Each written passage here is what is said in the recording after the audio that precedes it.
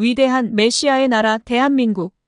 단군 민족의 역사가 세계사에서 숨겨져 온 것은 그저 은둔과 신화의 역사가 아니라 인류 구원을 위한 하나님의 섭리가 작용해온 역사이다. 우리 역사는 분명히 구세주 하나님을 탄생시켜야 할 숙명의 역사이기에 수천 년을 숨기고 또 숨겨야만 했던 운명의 역사였다. 그러나 지금은 구세주가 출현하여 하나님의 뜻이 이루어졌기에 만천하의 신의 역사를 밝히고 드러내어야 할 때이다. 지난 세기 인도의 시성, 타고르가 예언한 것처럼 이제 한민족이 긴긴 잠에서 깨어나고 있다. 다시 동방의 등불이 켜지고 온 천하는 코리아를 외치며 마음의 고향을 찾아오고 있다. 지금부터 약 100년 전 타고르가 예언했던 동방의 등불이란 시를 다시 한번 살펴보자. 일찍이 아시아의 황금 시기에 빛나던 등불의 하나인 코리아, 그 등불 한번 다시 켜지는 날에 너는 동방의 밝은 빛이 되리라. 마음엔 두려움이 없고 머리는 높이 쳐들린 곳, 지식은 자유스럽고 좁다란 담벽으로 세계가 조각조각 갈라지지 않는 곳, 진실의 깊은 속에서 말씀이 솟아나는 곳, 끊임없는 노력이 완성을 향해 팔 벌리는 곳, 지성의 맑은 흐름이 굳어진 습관의 모래 벌판에 길 잃지 않는 곳, 무한히 퍼져나가는 생각과 행동으로 우리들의 마음이 인도되는 곳, 그러한 자유의 천당으로 나의 마음의 조국 코리아여 깨어나소서. 이 시는 대한민국이 건국되기도 전 일제강점기에 고통받고 있던 시절에 인도의 시성 타고르가 일본으로 가는 배 안에서 대한해협을 건너다보고 지었다는 동방의 빛이라는 시다. 과연 타고르는 왜 무엇을 보고 어떠한 영감이 떠올라 암울했던 일제강점기 하의 대한제국을 보고 장차 동방의 빛이 되리라고 예언했을까? 그 해답은 한민족의 대예언서 격암유록과 성경에 답이 있었다. 그러면 한민족 최고의 예언서로 손꼽히는 격암유록에는 어떠한 예언을 하고 있는지 살펴보고 천손민족의 자부심과 다가올 영광에 대하여 마음의 준비를 해보자. 회례조선 대운수, 동서남북 불위례, 요기적인 12장, 금수강산 아동방, 천하취기 운회선. 조선의 큰 운수가 돌아오는데 동서남북에서 거침없이 오게 된다. 요사스런 귀신이나 대적하는 원수라도 이것을 가로막지 못한다. 아름다운 금수강산, 우리 동방나라 조선에 천하의 기운이 몰려온다. 태고 이후 초락도 시발중원 근화선. 열방제민 부모국 만승천자 왕지왕. 태고 이후에 처음 있는 즐거운 도가. 무궁화나라 조선이 중심이 되어 시작된다. 열방의 모든 백성이 왕중 왕이 되는 천자의 나라 조선을 부모국으로 받들게 된다. 단군의 후손이 살고 있는 대한민국이 구세주의 나라가 되는 것은 성경 창세기 49장 16절에 예언하고 있는 구세주 심판자 민족이기 때문이다. 성경에서 잃어버린 야곱 하나님의 다섯째 아들 단의 후손이 바로 단군민족이다. 그리고 이사야 41장 1절 이하에 예언하고 있는 동방의 의인이 출현할 나라가 바로 대한민국이요. 계시록 2장 7절 이하에 예언하고 있는 하늘 나라에 감추었던 생명과일과 이슬 만나의 주인공 되신 이긴 자 구세주가 바로 우리 한민족 가운데서 출현했다. 삼국유사의 전하는 홍익인간 사상은 환인의 서자, 환웅이 하늘나라에서 전수해온 인간 세상을 다스리는 통치 이념이다. 그 하늘나라는 결코 공중 하늘이 아니요 삼신 하나님을 모시고 신앙하던 고대 이스라엘 민족의 신앙사상이다. 환인의 서자 환웅 역시 성경 속에서 뿌리 역사를 찾을 수 있으니 곧 야곱 하나님의 다섯째 아들이면서 본처의 장자로 입양한 단이다. 단은 이스라엘 단지파의 시조이면서 후세 단군 조선을 세운 단군 민족의 시조이다. 고대에 이스라엘을 떠난 단지파는 성경 이사야 41장의 예언과 같이 동방 땅끝, 땅 모퉁이 한반도에서 구세주가 출현하기까지 야곱 하나님의 심판 권세를 축복받은 단의 출생 이후 약 4천년의 시간이 흘렀다. 그리고 단군 왕검이 고조선을 건국하고 3천여 년 만에 구세진인 정도령이 출현하기까지 긴긴 하나님의 섭리가 있었다. 한민족 전통 사상인 홍익인간 제세2화 이념과 인내천 사상은 성경 이념과 일치하는 하늘의 법도이다.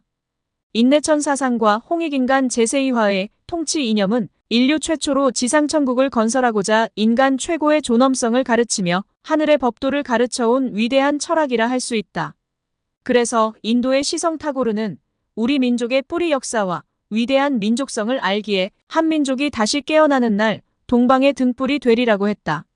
삼국유사 기이편에 환인이 서자 환웅에게 하나님의 신표인 천부인 세계를 주어 장수 풍백, 운사 우사에게 오사를 주관하여 다스리게 했다는 내용이 있다.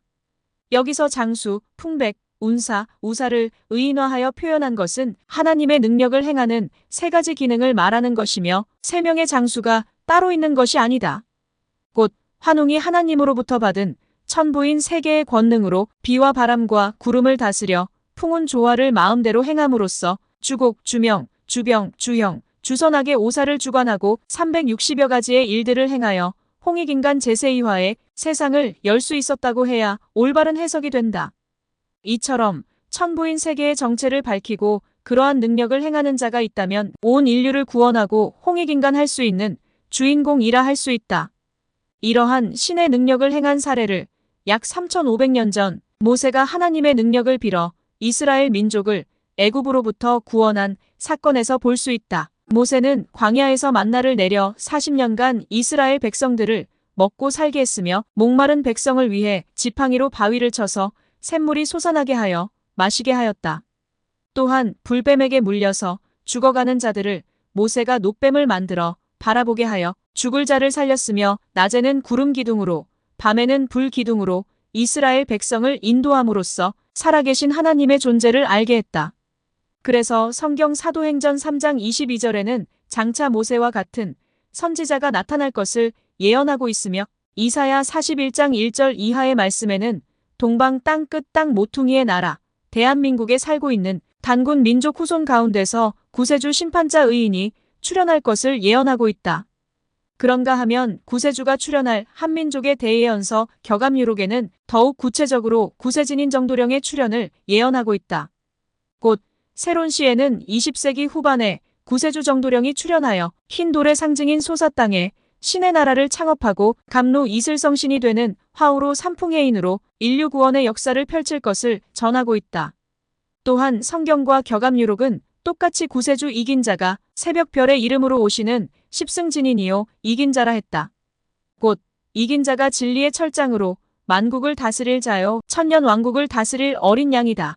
또한 마지막 때 인류를 심판할 자이시며 알파요 오메가로 오실 하나님의 신이다. 성경 요엘서 2장에는 말세에 하나님이 이슬성신을 남종과 여종들에게 부어주시는데 피와 불과 연기 기둥 같다고 했다. 이것이 바로 창세기와 계시록에 전하는 하늘나라에 감추었던 생명 과일이요 이슬 만나이다. 이것을 격암유록에는 화우로 삼풍해인이라 하며 감로해인이라고 했다. 감로해인은 사람이 눈으로 보면서도 알지 못하는 하나님의 신이며 불과 비와 이슬 모양과 성질을 가진 비물질적 존재이다. 그러나 일반 카메라에 포착되는 것을 볼 때 분명히 실제하는 존재이며 다양한 색채를 가지고 있어서 칠색 무지개 색깔로 나타나기도 한다. 감로해인 이슬성신은 사람의 오감으로 쉽게 보거나 만지거나 느낄 수 없지만 하나님의 신과 영적인 주파수가 맞을 때 오감으로 보고 듣고 백합화 같은 향취를 맡을 수 있다. 이를 두고 기독교 찬송에는 구주는 산곡의 백합이라고 찬송한다. 또한 생수처럼 시원한 맛으로 느낄 수 있고 뜨거운 열 에너지를 느낄 수 있다. 이것은 예언의 말씀처럼 하나님의 신이 빛이요 이슬이며 비와 같은 형태로 나타나는 신의 본체이며 만물을 생성시키는 생명의 원천 에너지이다. 또한 감로해인 이슬성신은 태양이나 전기와 같이 음양의 성질이 아니고 중성의 성질을 띤 생명의 빛이다. 이러한 삼풍해인과 감로 이슬은 풍운조화는 물론 무궁조화를 부리는 하나님의 능력이기도 하다. 흔히 사람들이 미확인 비행물체인 UFO를 보고 외계인일 것이라 하는데 UFO의 실체가 바로 하나님의 빛이라는 것을 알아야 한다. 하나님의 신은 중성자 빛으로서 자유자존하며 시공을 초월하여 움직이고 수량을 초월하여 우주 만물 속에 존재하고 있다. 하나님의 신은 동시다발적으로 순간에 나타났다가 순간에 사라지며 우주를 주관하는 존재다. 이제 그대로 인간의 지능이 깨어나고 하나님의 실체를 바로 알 때 이 세상은 하나님과 함께하는 태초의 에덴 동산 지상천국을 회복하게 될 것이다. 그 시원지가 천손 단군 민족이 살고 있는 부천시 소사 땅이며 이미 20세기 후반부터 원시반본의 역사는 소사 역국에서 진행되고 있다. 격암유록 예언의 핵심은 구세주 정도령이 어떠한 존재이며 언제 어디서 어떠한 능력과 조건을 갖추고 출현할 것인가를 예언하고 있다는 것이다. 이것은 인류의 생존이 걸린 문제이기에 그 주인공이 출현하기까지 모든 내용을 쉽게 알지 못하게 숨겨놓았다. 즉, 주역의 음양오행 법칙과 한자의 파자법과 고대 우리말의 이두체로 쓰기도 하며 은유법과 비유법, 상징법을 적용하여 육하원칙에 맞게 자세하면서도 비밀스럽게 기록하고 있다. 그 중에 정도령의 능력과 증표에 대하여 격암유록 전편에 걸쳐 기록하고 있으며 모든 경전이 예언하는 것처럼 갑로해인 이슬성신이 구세주의 진위를 구별하는 증거다.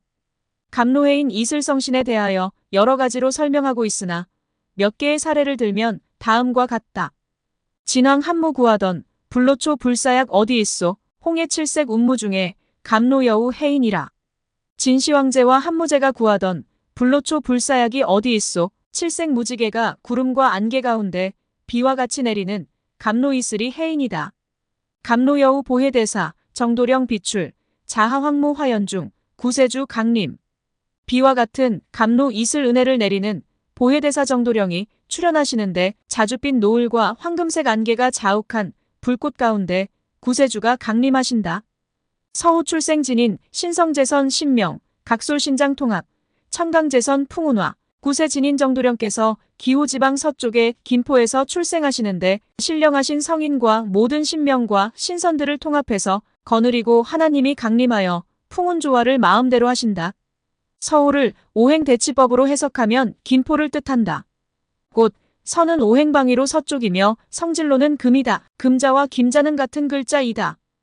호수호자는 물을 담은 호수를 뜻하므로 물가 포자와 같은 의미로 써서 김포라는 지명을 감추어 놓고 있다. 삼신성산 하처지, 동해 삼신 역차지, 갑로여우 해인리 삼신 하나님이 계시는 성스러운 삼신산이 어디인가 동해 삼신 역시 이 땅에 있으니 비와 같은 갑로이슬이 내리는 해인의 이치를 알아야 삼신산을 찾을 수 있다.